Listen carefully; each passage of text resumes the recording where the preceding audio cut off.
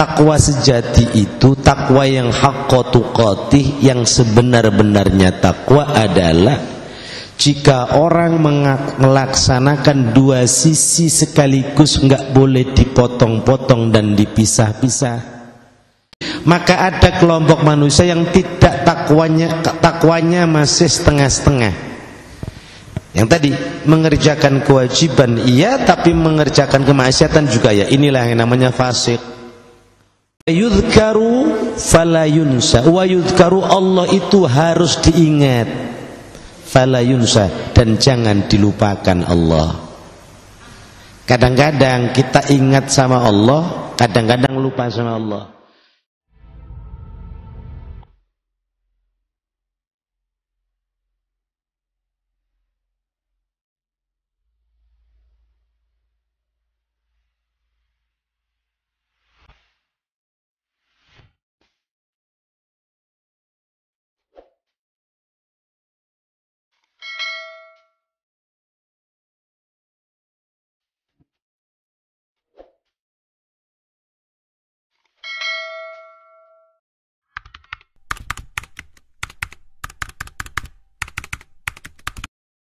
Hai teman-teman, jangan lupa subscribe, like, oke?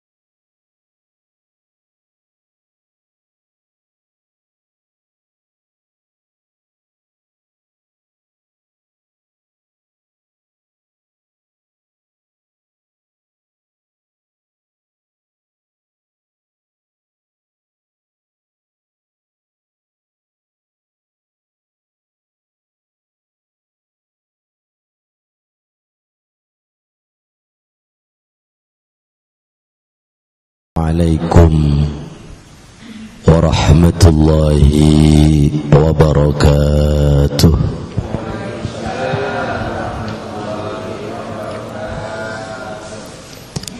Alhamdulillah, alhamdulillahilladzi hadana lidinihil qawim wa arsyadana ila siratihil mustaqim.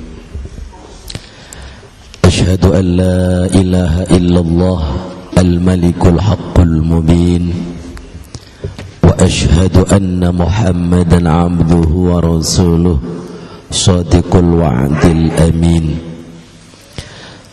اللهم فصل وسلم وبارك على سيدنا وحبيبنا وشفيعنا ومولانا محمد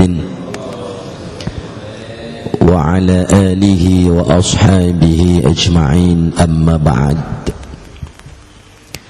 فقد قال الله تعالى في كتابه الكريم وهو أصدق القائلين: أعوذ أعوذ بالله السميع العليم من الشيطان الرجيم يرفع الله الذين آمنوا منكم والذين أوتوا العلم درجات والله بما تعملون خبير.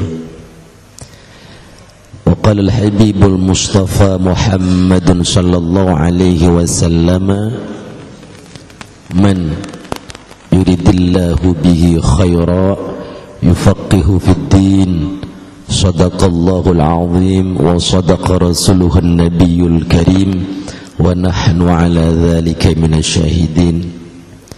Hadirin wal hadirat jamaah salat subuh yang saya hormati dan semoga semuanya dimuliakan Allah Subhanahu wa taala. Mari kita lanjutkan ngaji kita dari kitab An-Nasaih Ad-Diniyah wal Wasaya Al-Imaniyah karya Al-Habib Abdullah bin Alawi Al-Haddad Al-Hadrami Asy-Syafi'i, dengan satu harapan mudah-mudahan Allah berkenan menambahkan kita ilmu yang manfaat fid dini wad dunya wal akhirah, amin ya rabbal alamin. Kita sedikit flashback ke belakang dari materi sebulan yang lalu pada halaman ketiga kalau tidak salah. Setelah ya. Bismillahirrahmanirrahim. Qala al-musannif rahimahullahu ta'ala wa nafa'ana bi bahri 'ulumihi wa amaddana bi asrarihi wa anwarihi wa nafahatihi wa karamatihi wa barakatihi fid darain, amin ya rabbal alamin.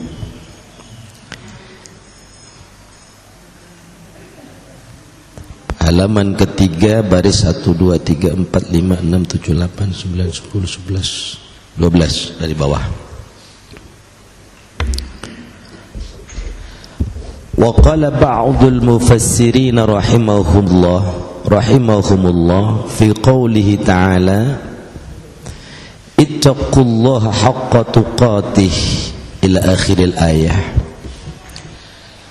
Waqala, dan berkata, siapa yang berkata, ba'dul mufassirin, sebagian ahli tafsir Al-Quranul Karim, rahimahumullah, rahimah semoga merahmatihum kepada mufassirin, siapa Allahu Allah. Para mufassirin mengatakan pendapatnya terkait dengan ayat surah Al-Imran ayat 102 yang berbunyi fi qawlihi ta'ala, terkait firman Allah Ta'ala yang berbunyi ittaqullaha haqqa tuqatih, terusannya wala tamutunna illa wa antum muslimun. Cuman ini dipotong. Ittaqu, bertakwalah kalian Allah, kepada Allah. Bertakwa yang bagaimana? Haqqa tuqatih, dengan sebenar-benarnya takwa. Bulan sebelumnya sudah kita sampaikan pendapat standar atau definisi pengertian takwa menurut umumnya ulama, bahwa takwa itu ibaratun an imtithali awamirillah wajtinabu nawahi.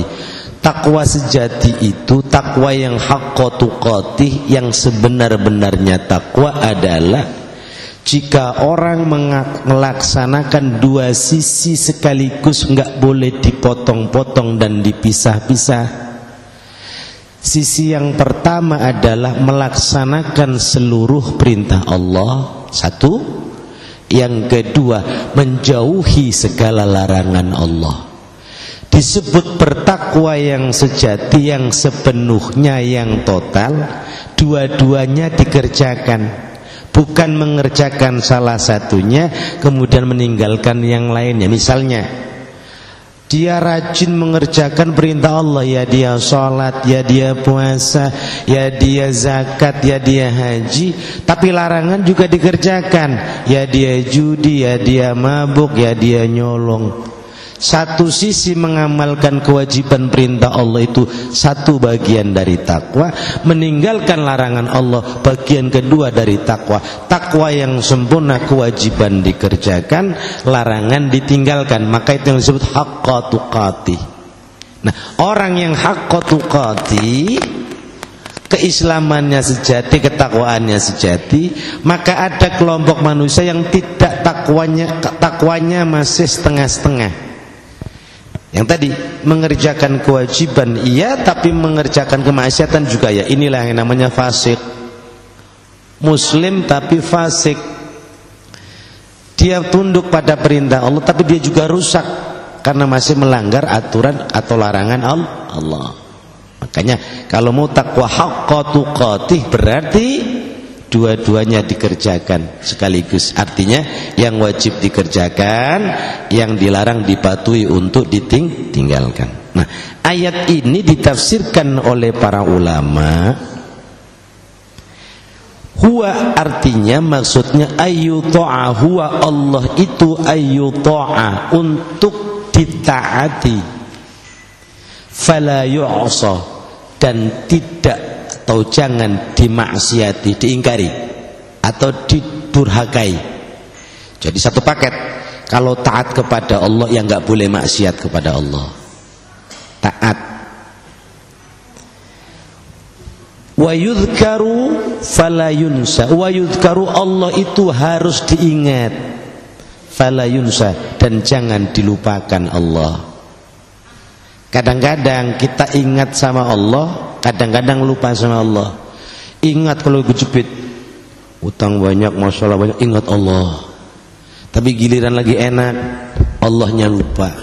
Allah selamanya harus diingat dan selamanya nggak boleh dilupakan. Susah senang ingat Allah, susah senang nggak boleh lupa Allah. Itu takwa yang sejati. Nah, kita ini disuruh mikir, jangan-jangan kita kadang ingat, kadang enggak.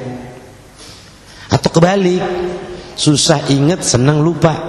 Kan jarang kalau senang ingat Allah, lupa Allah. Yang ada kebalik, lagi susah ingat Allah, lagi senang lupa Allah. Sudah kita terangkan kemarin. Wa yushkaru wa yushkara ay wa yushkara ay yushkara, Allah harus selalu disyukuri. Kita harus bersyukur kepada Allah. Fala yukfara, dan jangan pernah Allah diingkari. Jadi kalau kita rajin bersyukur kepada Allah, ya jangan pernah kita kufur nikmat Allah. Maksudnya jangan sampai ketika kita senang, lagi punya harta sedikit masih bisa bersyukur, tapi udah banyak lupa. Apapun rezeki yang kita terima dari Allah, Allah itu harus selamanya disyukuri dan selamanya enggak boleh diingkari atau dikufuri nikmatnya. Ilahuna. Tetapi peringatan berikutnya adalah, sekalipun ayat ini menegaskan kepada kita bahwa manusia yang ideal, yang normal itu ketika bertakwa harus sejati, dua sisi dikerjakan. Tapi mungkinkah? Nah, ini ulama kemudian menjelaskan. Menurut Habib Abdullah bin Ala wal Adad, wala yastati'a, walan, dan tidak akan yastati'a, mampu siapa al-abdu, seorang hamba, mampu untuk mengerjakan takwa sesungguh-sungguhnya seperti yang tadi digariskan oleh Allah. Walau kana lahu, walau kana, sekalipun kana ada, lahu, bagi seorang hamba, apa itu? Alfu nafsin, berjuta-juta nyawa, ila nafsi, ditambahkan kepada nyawa asalnya. Artinya walaupun nyawa kita bersambung terus sampai berjuta-juta kali nyawa kita punya, tak akan pernah manusia mampu mengerjakan ketakwaan yang sesungguhnya seperti yang dikehendaki Allah. Nanti ada alasannya. Wa alfu umrin ila umrih, sekalipun berjuta-juta umur ditambahkan untuk umurnya, manusia dikatakan tidak akan pernah sanggup untuk bisa bertakwa sejati sesuai dengan apa yang dikehendaki Allah. ayyattaqiya untuk sekiranya bertakwa siapa al-abdu Allah kepada Allah haqqa tuqatih dengan sebenar-benarnya takwa kepada Allah. Walau anfaqa sekalipun menghabiskan siapa seorang hamba jami'a dzalika seluruh yang demikian itu, artinya nyawa di atas nyawa, umur di atas umur, semuanya dihabiskan, seluruh umur dan usia yang sepanjang-panjangnya ya fi ta'atillahi, di dalam ketaatan kepada Allah, wa mahabbihi, dan kecintaan kepada Allah. Jadi gini, sepanjang-panjangnya umur kita, andaikan kita panjang umur, tak akan pernah sanggup kita mampu bertakwa kepada Allah sesuai dengan apa yang Allah kehendaki. Apa alasannya? Baik, sebelum kita tahu alasannya, saya tanya, sekarang sepanjang-panjangnya umur manusia berapa? Baginda Nabiullah Adam alaihi salam 1000 tahun, ujungnya wafat. Nabiullah Nuh alaihi salam 950 tahun, ujungnya wafat. Nabiullah Syuaib 250 tahun, ujungnya wafat. Khalilullah Ibrahim 180 tahun, ujungnya wafat. Nabiullah Ishaq 137 tahun, ujungnya wafat. Nabiullah Ismail Dabihullah Ismail alaihi salam 128 tahun, ujungnya wafat. Nabiullah Zakaria 200 tahun, ujungnya wafat. Ruhullah Isa bin Maryam 30 tahun, ujungnya wafat. Baginda Rasulullah 63 tahun, ujungnya wafat. Umur kita enggak ada yang sampai 1000 tahun. Karena Rasulullah sudah mengatakan inna a'maru ummati ma baina 60 wa 70. Kisaran umur umatku itu hanya antara 60 sampai 70, itu sepanjang-panjangnya. Ada lewat dikit bonus namanya. Ada yang sekarang 60 tahun. Kalau udah 60 tahun ya tinggal ngitung hari. Ya mudah-mudahan dikasih bonus oleh Allah. Karena nggak ada. Kalaupun ada 100 ya bisa dihitung dengan jari orang yang usianya 100. Ini diingatkan oleh Allah. Andaikan usiamu berjuta-juta tahun sekalipun, apalagi kita yang 63 tahun, tak akan pernah sanggup kita untuk mengejar kualitas ketakwaan yang paripurna, yang sempurna, yang dikehendaki Allah. Alasannya kenapa? Di sini disebutkan oleh Habib Abdullah bin Alawi Al-Haddad. Apa kata beliau? Wadzalika, yang demikian itu li'azami haqqillah, karena agungnya kebesaran Allah, li'azami haqqillah, karena keagungan Allah ta'ala ala ibadihi, atas hamba-hambanya Allah, walijalali 'azamatillahi, dan karena keluhuran agungnya zat Allah, wa uluwi, dan tingginya kibriyaihi, kebesaran Allah, wartifa'i, dan tingginya majdihi, kemurahan Allah. Jadi karena Allah itu begitu tinggi, begitu agung, begitu luhur, begitu mulia, maha agung, maha kuasa, maha dermawan, manusia tak akan pernah mampu membayar itu semua kepada Allah dengan jenis ketakwaan yang dia lampaui. Wartifa'i majdihi, ada kalimat wartifa'i majdihi, ketinggian atau maha tingginya zat kedermawanan Allah, sifat kedermawanan Allah. Bapak Ibu sekalian, Allah itu punya sifat yang awal Rahman Ar-Rahim. Rahmanud dunya, Rahimul akhirah. Apa Rahmanud dunya? Kasih sayang Allah di dunia ini ditujukan ke seluruh makhluknya tanpa pandang bulu, tanpa pilih kasih. Semua dikasih oleh Allah karena Allah nggak pilih-pilih. Diminta nggak diminta oleh kita, Allah kasih. Contoh, matahari itu rahmat Allah. Nggak pernah ada manusia minta Allah kasih kami matahari. Dari dulunya udah ada matahari. Angin gak ada yang pernah minta, dikasih buat kita untuk napas. Gak ada orang perlu minta angin, ya Allah kasih angin saya. Itu rahmat. Dan angin dikasih oleh Allah gak hanya untuk orang muslim. Orang kafir dikasih angin untuk napas, orang muslim dikasih angin juga untuk napas. Allah gak pandang bulu kalau urusan dunia. Rahmat Allah kasih pada semuanya, mau yang taat maupun yang kafir. Tapi catatannya Allah Rahimul akhirah, Allah maha penyayang dan kasih sayangnya ini akan pasti ditunjukkan Allah di akhirat. Artinya apa? Boleh semua yang di dunia dikasih oleh Allah, tapi belum tentu di akhirat disayang oleh Allah. Tidak semua yang dikasih Allah bakal disayang Allah. Makanya kalau kita mau di dunianya dikasih oleh Allah, di akhiratnya disayang oleh Allah, dunia kita pintar bersyukur kepada Allah, insya Allah akhiratnya juga selain dikasih di dunia, di akhirat bakal disayang. Orang kafir sekalipun di dunia dikasih rahmat, karena dia kafir, di akhirat gak bakal disayang oleh Allah. Itu makanya ini saja tidak bisa manusia mampu mengejar ketinggian keluhuran kasih sayang Allah. Sampai ada suatu ketika cerita orang hidupnya selama 600 tahun, maaf 1000 tahun, seluruh umurnya 1000 tahun dihabiskan fi ibadatillah, untuk ibadah kepada Allah, fi ta'atillah, 1000 tahun dia gunakan waktunya untuk taat dan ibadah kepada Allah. Akhir kata singkat cerita, konon beliau wafat dimasukkan ke surganya Allah. Lantas kemudian ketika dia jumpai apa yang terjadi di surganya Allah, dia protes karena dia masuk surga bukan surga kelasnya Rasulullah. Dia masuk surga bukan surganya kelas syuhada. Dia masuk surga bukan surganya kaum salihin. Dia ditempatkan di surga-surga standar minimalis. Dia ngerasa ibadahnya sudah 1000 tahun karena syukur kepada Allah, tidak mau dianggap durhaka dan maksiat. Ibadah 1000 tahun, tapi ternyata surga yang dia dapatkan bukan seperti yang ia dambakan. Dia protes, ya Allah, 1000 tahun aku ibadah di dunia, hampir nyaris tak pernah aku main-main. Aku tak pernah menyiapkan waktu yang kau berikan kepadaku. Aku gak pernah lepas bersyukur kepadamu. 1000 tahun ku gunakan untuk bayar rahmatmu, karena aku takut dicap sebagai maksiat. Tapi kenapa engkau masukkan aku di surga yang model begini? Apa kata Allah? Inni adkhaltuka birahmati.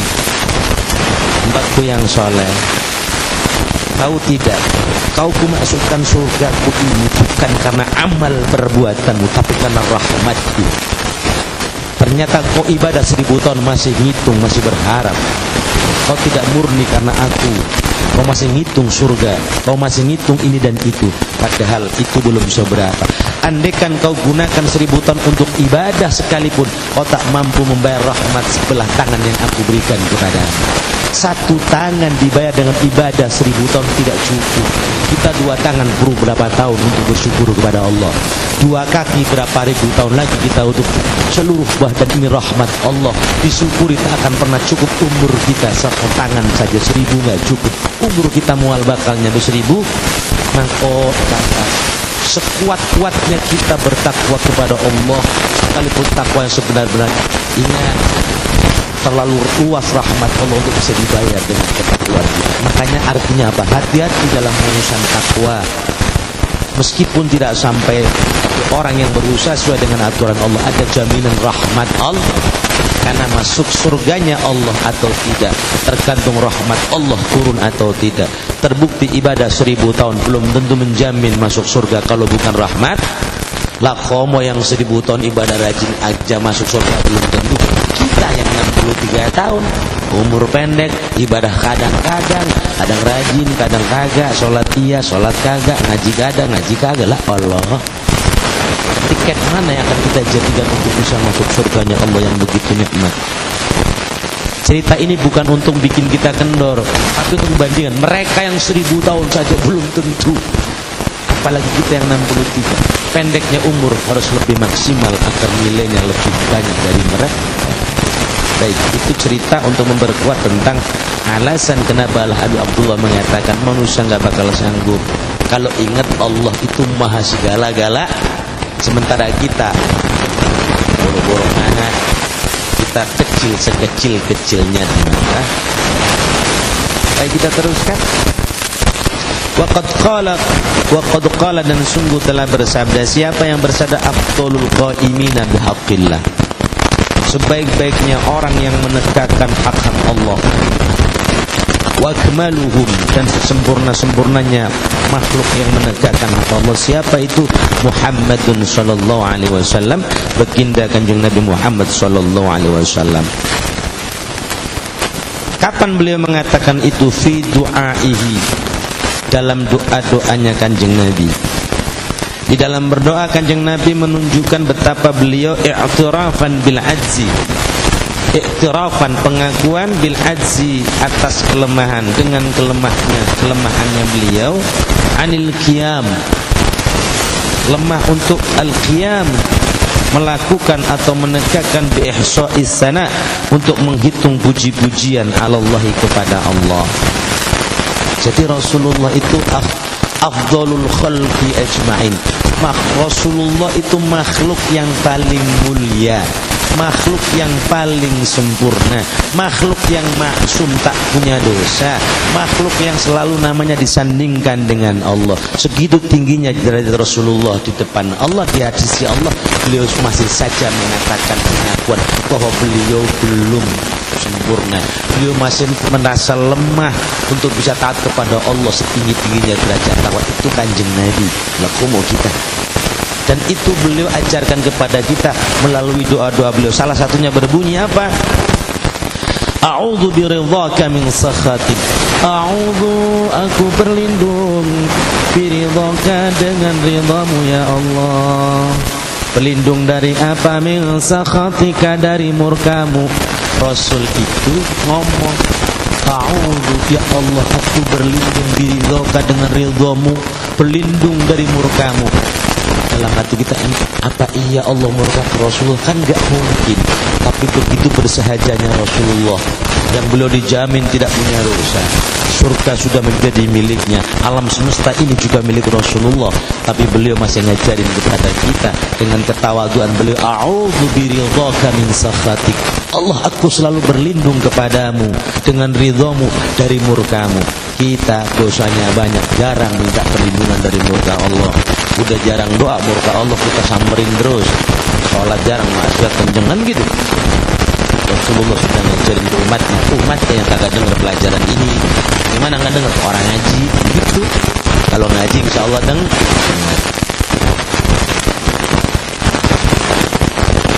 Wa bi mu'afatika, dan aku berlindung dari pengampunanmu, dari ampunanmu, min uqubatika, agar terhindar dari siksamu. Jadi Rasul itu memohon perlindungan agar selalu dikucurkan mu'afat, pengampunan dari Allah, sehingga Rasul tidak akan disiksa oleh Allah. Itu khitabnya Rasulullah tunjukkan dengan ketawaduannya, maksudnya untuk kita umatnya. Rasul yang segitu hebatnya masih berdoa luar biasa. Kita yang gak ada hebat-hebatnya aja gak pernah doa sehebat itu. Nah, ini peringatan buat kita. Wa a'udzu bika wa a'udzu, dan aku berlindung bika, kepadamu ya Allah, minka, darimu, la usi sana'an alaik. Aku tidak mampu menghitung seberapa banyak aku bisa memujimu ya Allah. Sebanyak-banyak pujian kita, tak akan pernah sanggup kita untuk menyerahkan bilangan pujian kepada Allah, karena pujian kita tak akan pernah punya nilai apapun. Kenapa? Allah itu dipuji, tidak dipuji, Allah tetap terpuji. Allah disanjung, makhluknya tidak disanjung, makhluknya Allah tetap mulia. Beda dengan manusia, manusia itu mulia kalau kelihatan dimuliakan tetangganya, dimuliakan masyarakatnya. Tapi kalau Allah dimuliakan hambanya maupun tidak, Allah tidak akan pernah hina, Allah tetap mulia. Dan Rasulullah sudah tahu itu sehingga bilang, ya Allah, sebanyak-banyak pujian, aku tak akan pernah mampu menghitung pujianku bisa berpengaruh kepadamu. Tidak, Rasul tidak sanggup untuk menghitung pujian kepada Allah, karena tidak akan pernah sampai pujian itu untuk memenuhi hak Allah. Terlalu besar hakullah. Anta kama asnaita ala nafsik, anta engkaulah kama sebagaimana asnaita engkau memuji ala nafsika terhadap dirimu. Artinya pujian Allah itu melekat pada dirinya Allah. Dipuji atau tidak terpuji, Allah tetap terpuji. Kita syukur kepada Allah maupun tidak bersyukur kepada Allah, Allah tetap maha kaya.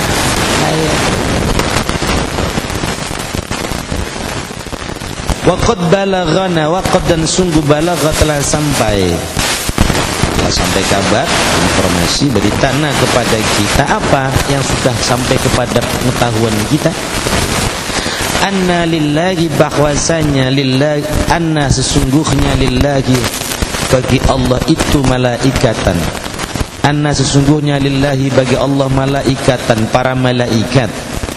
Lam yazalu, yang senantiasa para malaikat itu mundu khalqihim, sejak penciptaan mereka, atau mundu semenjak khalaqa, menciptakan, hum kepada malaikat siapa Allah fi ruku'in wa sujudin wa tasbihin wa taqdisin la yaftaruna an. Fi ruku'in, jadi Allah itu punya malaikat berjenis-jenis atau berkelompok-kelompok, bermacam-macam. Ada yang sejak diciptakan dari awal mula sampai sekarang fi ruku'in, dalam kondisi ruku, udah ruku dari dulu diciptakan Allah sampai hari ini dia cuma ruku saja, ruku. Ingat, malaikat itu makhluk pertama yang diciptakan oleh Allah sebelum jin dan sebelum manusia. Malaikat, jin, baru manusia bontot. Nah, manusia saja diciptakan itu jaraknya ribuan tahun sejak malaikat. Bahkan sejak Nabi, sejak jin ditarik oleh Allah dari bumi, 40.000 tahun kemudian baru ada manusia. Baik. Ada yang diciptakan oleh Allah kelompok malaikat yang tugasnya cuman ruku dari dulu sampai sekarang, nggak pernah mingser, ruku aja udah, ruku udah. Kita bayang kalau cuma ruku doangan tuh, pegel kita. 5 menit aja ruku kita pegel. Wasujudin, ada yang dalam posisi sujud dari dulu diciptakan sampai sekarang, sujud aja. Wa tasbihin, ada yang dari dulu diciptakan sampai sekarang bertasbih, udah tasbih aja, subhanallah, alhamdulillah, saat tasbih terus. Wa taqdisin, dalam posisi mensucikan Allah. La yaftaruna anhu, mereka tidak pernah ingkar dari Allah atau tidak pernah menyimpang dari Allah. Sudah, itu malaikat. Karena malaikat punya sifat ghiladun syidatun la ya'sunallaha ma amarohum wa yaf'aluna ma yu'marun. La ya'sunallah, malaikat tidak pernah maksiat kepada Allah. Malaikat tidak pernah durhaka kepada Allah. Wa yaf'aluna ma yu'marun, wa yaf'aluna, dan mereka selalu mengerjakan ma yu'marun, apapun yang diperintahkan kepada mereka. Dilarang pasti ditinggalkan, diperintahkan pasti dikerjakan. Tidak model kita, disuruh malah ditinggali, tidak disuruh malah dikerjain. Ya, manusia kan begitu, kebolak-balik. Malaikat tidak, sekali perintah Allah dikerjakan. Sampai hari ini, bayangkan dari mulai penciptaan berapa juta tahun sampai sekarang, tetap sujud, tetap ruku, hanya bertasbih. Kita suruh tasbih, kadang kagak, suruh ruku boro-boro, ruku bentaran udah pegel kan gitu ya. Itu bedanya malaikat. Segitu hebatnya malaikat dibandingkan kita soal kepatuhan kepada Allah. Tuh malaikat patuh. Gak ada orang manusia yang hidup sekarang sholat sehari semalam, sholat 24 jam diri aja nggak pernah ada yang buat. Dikasih jedah pasti. Ya, ada orang sholat 1000 rakaat tetap ada jedahnya. 100 rakaat juga ada, tapi malaikat ruku saja. Itu hebatnya malaikat. Tapi apa? La yaftaruna anhu, mereka tidak pernah menyimpang dari Allah. Wala yastaghiluna bi ghairi, wala yastaghiluna, dan mereka tidak pernah menyibukkan diri bi ghairihi, dengan selain Allah. Hidup malaikat hanya untuk mengabdi kepada Allah, tidak pernah menyibukkan diri untuk mengabdi kepada selain Allah. Itu malaikat. Fa idza kana yaumul qiyamati, fa idza kana, dan jika ada datang apa itu yaumul qiyamati, pada hari kiamat nanti, yaquluna, mereka mengucap, malaikat tadi mengucapkan subhanaka walakal hamdu ma'arafnaka haqqa ma'rifati. Segitu hebatnya malaikat yang sujud-sujud sampai kiamat nanti, yang ruku-ruku sampai kiamat nanti, yang tasbih-tasbih sampai kiamat. Begitu kiamat datang, mereka mengucap apa? Bukan pede, bukan kegeeran, bukan. Mereka mengatakan sebaliknya. Yang kerendahan malaikat, pengakuan rendahnya derajat mereka di hadapan Allah. Mereka katakan, subhanaka walakal hamd, subhanaka maha suci engkau, walakal hamdu, dan hanya kepadamu ya Allah segala pujian pantas diberikan. Itu kata malaikat. Ma'arafnaka, kami sungguh tak bisa mengenalmu ya Allah, haqqa ma'rifatak, dengan pengenalan yang sebaik-baiknya terhadap dirimu. Lah bayangkan jutaan tahun nyembah Allah, segitu lamanya ngomong kami itu enggak paham betul, tidak betul-betul mengenalmu secara benar ya Allah.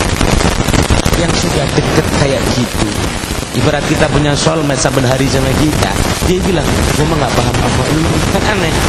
Malaikat segitu lamanya sama Allah sujudnya, tak pernah bergeser dari Allah, ngomong ya Allah selama ini kami ibadah, kami rukuk kepadamu ya Allah, gak pernah kami bergeser. Selama ini kami sujud kepadamu ya Allah, kami gak pernah ngopenin yang lain. Selama ini kami bertasbih terus, gak pernah ngucapin yang lain, dan kami selalu dekat denganmu. Tapi jujur ya Allah, kami sungguh tak bisa mengenalmu dengan sebenar-benar pengetahuan kami tentang siapa sejatinya. Merendahkan bijinya. Coba kalau kita baru kenal sebulan, lagu-lagunya udah 10 tahun ya. Baru ibadah, sholat 5 tahun, rumahnya udah paling soleh gitu kan ya. Kemudian wala abadnaka haqqa ibadatik, dan kami juga tidak pernah menyembahmu dengan sebenar-benar penyembahan yang seperti yang kau inginkan. Sebegitu hebatnya dia nyembah, Allah masih ngomong kami belum cukup untuk ibadah yang pas padamu ya Allah. Jutaan tahun, lagi kita 63 tahun ngomong apa kira-kira? Yang kadang masih bilang tuh, ini pelajaran dari mereka yang taatnya luar biasa saja, masih saja mengakui lemahnya diri mereka. Bagaimana kita yang benar-benar lemah mau mengaku kuat seperti apa gitu? Tak ada kepantasan sama sekali. Makanya sudah tugasnya taat setaat-taatnya. Soal itu nanti Allah. Yang penting jangan pernah merasa cukup dan bangga dengan ketaatan yang sudah kita anggap sempurna. Tidak akan pernah ada yang sempurna. Waqad qala ba'dul ulama, waqad qala, dan sungguh telah berkata siapa ba'dul ulama, sebagian ulama yang lain. Inna qawlahu ta'ala, sesungguhnya firman Allah Ta'ala, ittaqullaha haqqa tuqatih. Surat Al-Imran ayat 102 tadi. Mansukhun. Nah, ini ada pendapat ulama tafsir. Gegara karena ada semacam pendapat yang mengatakan kalau manusia itu memang tidak sanggup menyembah Allah dengan sebenar-benarnya. Padahal Allah sudah perintahkan ittaqullaha haqqa tuqatih, bertakwalah kalian sebenar-benarnya takwa. Tapi dikatakan disuruh sebenar-benar takwa, tapi manusia dianggap nggak sanggup. Bagaimana ini? Nah, pandangan ini karena menganut satu prinsip ilmu tafsir yang mengatakan bahwa ayat perintah bertakwalah kalian kepada Allah sebenar-benarnya takwa di 102 Ali Imran oleh ulama dikatakan itu mansukhun, ayatnya terhapus, dihapus maknanya. Jadi dalam ilmu Quran itu, ilmu tafsir, ada yang mansukh, dihapus maknanya jadi lafdhon wa maknan, ada yang cuma makna doang, lafdhonnya tidak. Nah, menurut ulama makna yang dikandung dari haqqa tuqati, ayatnya masih terbunyi tapi maknanya sudah enggak berlaku. Makanya katanya dimansukh. Dimansukh kalau gitu dihapus dengan apa? Emang ada ayat lain yang lebih fair, kita kira-kira gitu, yang lebih cocok dari ayat ini? Karena disuruh tapi katanya enggak sanggup, berarti mana ayat yang kira-kira nyuruh tapi sanggup? Nah, ada ulama mengatakan nasakhnya dihapusnya dengan firman Allah di surah At-Taghabun ayat 16, fattaqullaha mastata'tum.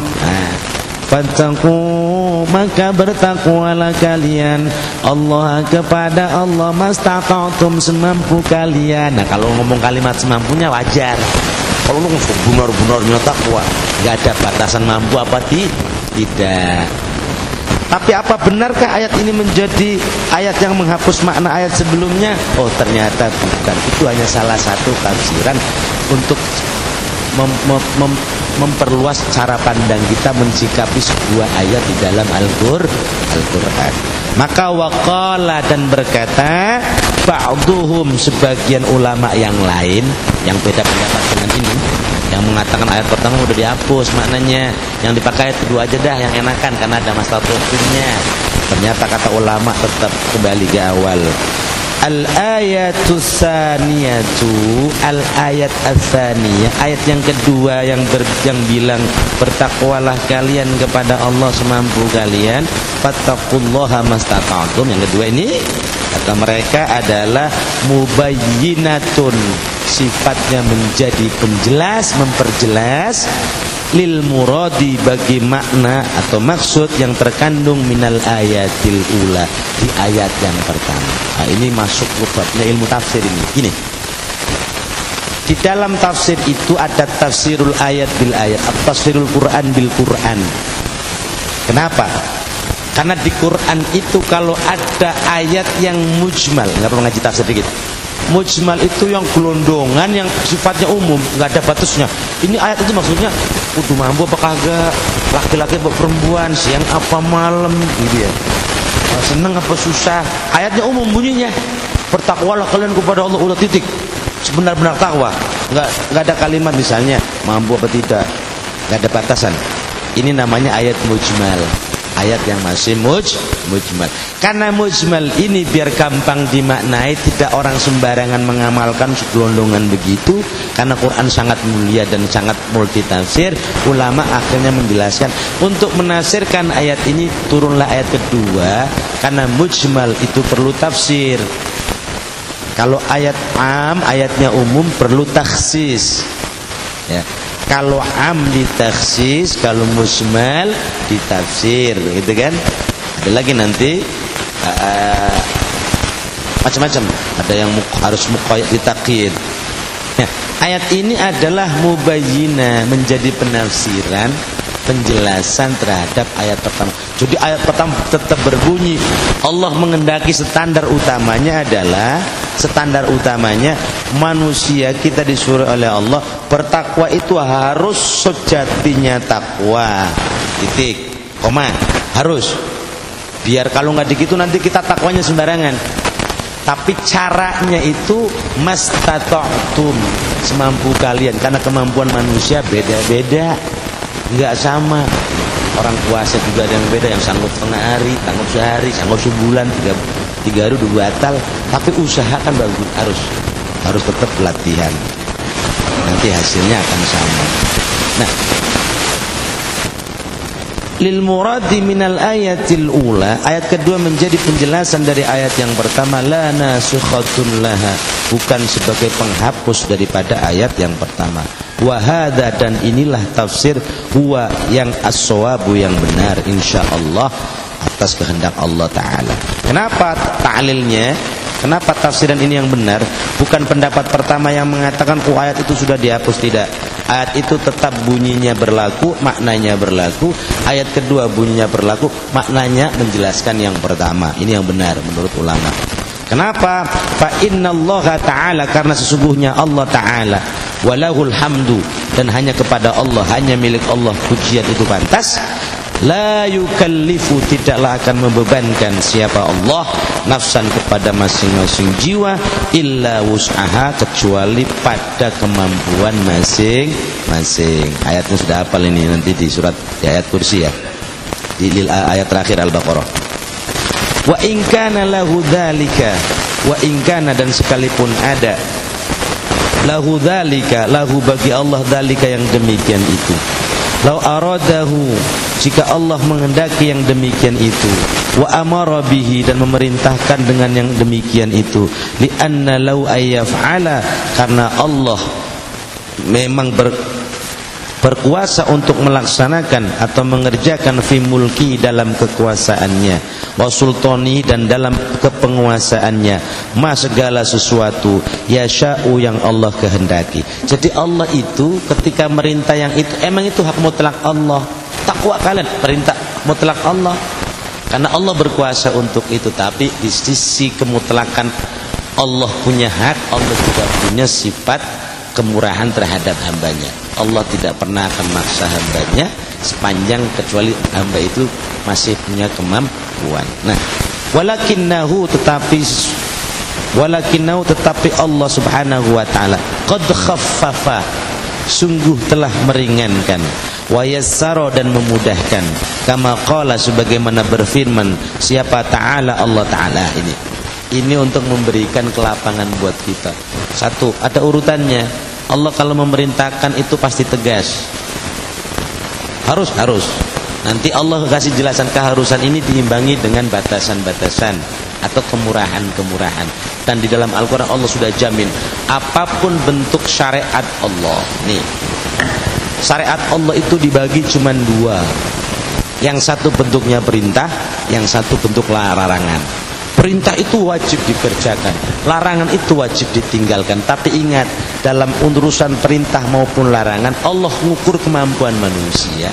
Sepanjang manusia mau mengerjakannya, nanti Allah kasih arahan bahwa Allah dalam dua hal ini juga tidak akan memberatkan. Maka Allah sudah jamin dengan ayatnya Al-Quran yang berbunyi, yuridullahu ayyukhaffifankum. Yuridu berkehendak siapa Allah ayyukhaffifa untuk sekiranya meringankan siapa Allah ankum dari kalian. Wa khuliqal insanu halu'a dha'ifa.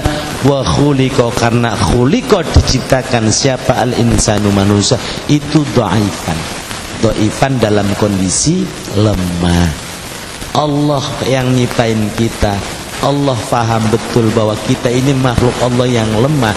Maka ketika Allah memberikan syariat, ngukur tingkat kelemahan kita. Kalau bahasa kita ada dispensasinya, ada keringanan. Ad-dinu yusrun. Agama itu oleh Allah diberikan kemudahan. Tapi yang penting jangan manusia menganggap enteng agama. Jangan pernah manusia meremehkan agama. Allah nanti yang ngasih keringanan untuk kita, tapi kita gak boleh ngentengin urusan agama. Nah itu ayatnya banyak. Nanti di terakhir surat Al-Baqarah, yuridullah, ini surat An-Nisa. Berikutnya di surah Al-Baqarah, yuridullahu bikumul yusra wa la yuridu bikumul usra. Ini kalau nggak salah kaitannya dengan surat ayat puasa ya, 185 ya. Yuridu berkehendak siapa Allah bikum terhadap kalian, berkehendak apa? Al-yusra, pada kemudahan. Wala yuridu, dan tidak menghendaki siapa Allah bikum pada kalian al-usra, berupa kesulitan. Allah tidak akan pernah menghendaki kesulitan menimpa kita. Allah justru menghendaki kemudahan ada pada pihak kita. Syariat yang Allah, dalam perintah Allah, Allah berikan sediakan kemudahan. Dalam larangan Allah, Allah berikan kemudahan. Kalau nggak percaya gini, masuknya bab fikih. Bab fikih, kalau orang minum arak haram mutlak, karena dia haram bidati, barangnya haram, dibeli juga haram. Tapi boleh nggak berobat ketika nggak menemukan obat apa harus pakai arak? Boleh. Itu namanya kemudahan. Betul, harus ditinggalkan. Boleh kalau ada uzur. Ad-daruratu tubihul mahzurat. Itu kaidahnya. Sama. Orang puasa wajib tidak. Tapi kalau udah uzur syar'i, udah tua, ada dua. Orang tua renta boleh tidak puasa. Atau orang yang la yurja barauhu, yang tidak mungkin diharapkan sembuhnya, boleh tidak puasa. Mudahan kan gitu. Wa 'alal ladzina yutiqunahu fidyatun ta'amu miskin faman tatawwa khairan fahuwa khairul lahu wa antasumu khairul lakum in kuntum ta'lamun. Kan kayak gitu. Udah puasa, kalau nggak bisa puasa yang seger bugar batalin, tapi nanti diqadha bagi yang muda tuh enak. Yang masih sehat karena ada udzur, musafir dan seterusnya boleh tidak puasa, padahal puasa wajib, boleh ditinggalin, boleh. Allah kasih kemudahan, tapi bagi siapa? Ada batasan. Bagi musafir, bagi ibu-ibu yang nyusuin ya, bagi hamil boleh, tapi entah diganti, harus diqadha. Tapi kalau buat aki-aki, nenek-nenek yang tua renta, emang udah nggak bisa puasa sama sekali, boleh nggak puasa sama sekali, tapi nggak usah qadha, cukup bayar fidyah. Lah mudah. Coba kalau nenek-nenek gigi udah ngomong semua, udah bilang ngapa-ngapain suruh puasa, ya Allah dosa pisan tuh nenek-nenek kalau nggak puasa. Allah kasih kemudahan. Masuk bab fikih ketemu tuh, oh begitu kemudahannya. Iya, di larangan ada kemudahan, di perintah juga ada itu Allah buktikan dalam hukum fikihnya nanti. Satu lagi, Qala al-Imam Al-Ghazali, qala berkata siapa al-Imam Al-Ghazali, Imam Abu Hamid Al-Ghazali sahibul Ihya Ulumuddin, rahimah semoga memuliakan, rahimah semoga merahmati siapa Allahu Allah. Fil Ihya, di dalam kitabnya Ihya Ulumuddin, Imam Ghazali sudah menyitir atau menyampaikan pendapat beliau di dalam kitab beliau di Ihya Ulumuddin. Apa kata beliau? Lamma, manakala nazala, menurunkan, atau nazala, turun. Apa yang turun? Qauluhu ta'ala, firmannya Allah Ta'ala. Apa yang berbunyinya? Ini ada di surah Al-Baqarah, surat 284. Lillahi ma fis samawati wa ma fil ard wa in tubdu ma fi anfusikum aw tukhfuhu yuhasibkum billah. Ila akhir ayat. Hafal semua orang sini ya. Amin.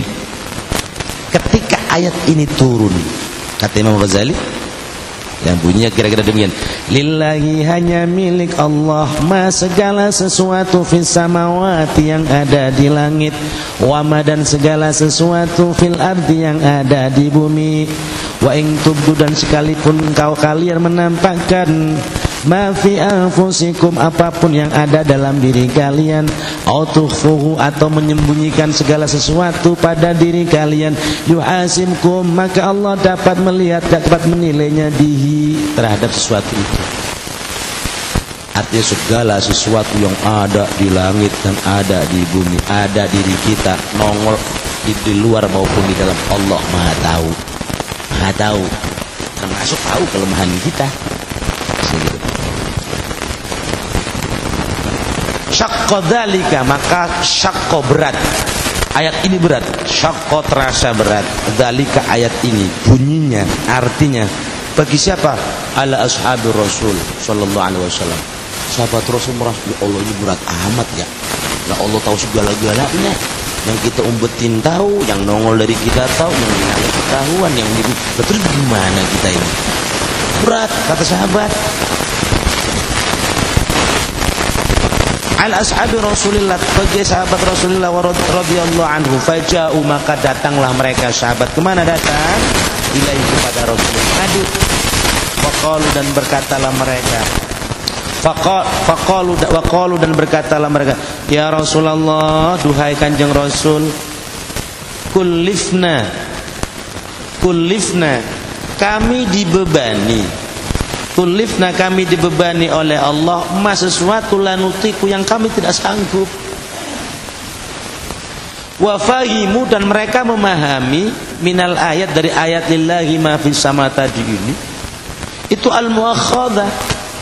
Jadi seperti sanksi dari Allah, hukuman dari Allah buat mereka, beban berat buat mereka. Wal muhasabah, dan perhitungan dari Allah untuk mereka. Loh, Allah berat amat ini ya. Semua mau diketahui sama Allah, bagaimana kita nggak bisa ngapa-ngapain begitu? Dipikir begitu kalimatnya. Hatta ala hadithin nafsi, bahkan sampai termasuk bisikan hati pun Allah tahu. Lebih gimana ini bisikan hati kita aja Allah tahu. Nah, kira-kira begitu. Maka faqala, maka berkatalah siapa, lahum, kepada mereka, siapa? Alaihi salam, Kanjeng Rasulullah sallallahu alaihi wasallam. Rasulullah ngomong, sudah tenang sahabat. Aturiduna an taqulu kama qalat Banu Israil. Apakah kalian ini modelnya ingin mengucapkan, ingin mengatakan seperti apa yang dikatakan oleh Bani Israel? Nah, ini ada sejarah dulu. Umat Bani Israel itu ngeyel kepada nabinya. Apa-apa yang datang dari Allah gak pernah dipercaya, dianggap berat. Makanya ngeyel. Ini surat Al-Baqarah itu kan cerita tentang ngeyelnya Bani Israel ketika suruh nyembelih sapi, nanya lagi baik. Udhu rabbaka yubayyin lana ma hi. Wah, pokoknya sampai 3 kali itu kalau nggak salah. Oke, ceritanya. Intinya Bani Israel itu dulu senengnya ngeyel. Dikasih syariat ngeyel, ngelawan, gak percaya, udah dijelasin lagi, nanya biar nggak dikenain beban dari Allah. Makanya Nabi, deh, jangan kalian seperti Bani Israel dulu, dikasih ayat syariat anggapnya berat mulu, udah kerjain. Kata Rasulullah begini, sami'na wa asayna, Dulu Bani Israel ngomong, sami'na, kami mendengar wahyu Allah, sami'na, kami mendengar syariat Allah, sami'na, kami tahu syariat Allah, wa asaina, tapi kami ingkari. Kenapa diingkari? Orang berat. Kami mendengar, orang berat gimana? Sapi lagi kita senengin suruh sembelih. Nah itu dengar mah kami itu dari Allah, tapi asaina. Kata Rasul, emang kalian pengen gitu? Dengar mah dengar tapi nggak mau ngerjain. Makanya dibilang, walakin, tapi qulu, ucapkanlah oleh kalian, sami'na wa ata'na ghufranaka rabbana wa ilaikal masir. Itu ucapannya orang sejak Israel. Maka kalau kita disuruh mengerjakannya, sami'na wa ata'na ghufranaka rabbana wa ilaikal masir. Sami'na, kami mendengar perintah Allah, sami'na, kami mendengar wahyu Allah, sami'na, kami mendengar ajaran Allah, wa ta'na, kan kami taat mengerjakannya. Ghufranaka, hanya ampunanmu yang kami dambakan, Rabbana, ya Tuhan kami, wa ilaikal masir, wa ilaika, dan hanya kepadamu al masir, tempat kembali. Udah, serahkan semuanya ke Allah. Kami dengar dan kami akan taat. Bukan seperti Bani Israel, kami dengar tapi ampura, kami ingkari karena berat. Begitu. Makanya faqalu dzalika, maka sahabat ikutin ucapan Rasul, baca tadi ayat yang berbunyi sami'na wa ta'na ghufranaka rabbana wa ilaikal masir. Setelah itu baru turun wa anzala, dan menurunkan siapa Allah. Allah lanjutan ayat bunyinya, amana rasulu bima unzila ilaihi min rabbihi wal mu'minun kullun amana, ila akhiril ayat, sampai terakhir surat Al-Baqarah. Ini asbabun nuzulnya, sebab-sebab turunnya ayat gitu, sampai fansurna 'alal qaumil kafirin. Baik, sampai ayat ini insyaallah bulan depan biidznillah kita lanjutkan lagi keterangan tentang ayat surah Al-Baqarah 284 ini. Hadanallahu iyyakum wal 'afu minkum wallahul muwaffiq ila aqwamit thoriq. Wassalamualaikum warahmatullahi wabarakatuh.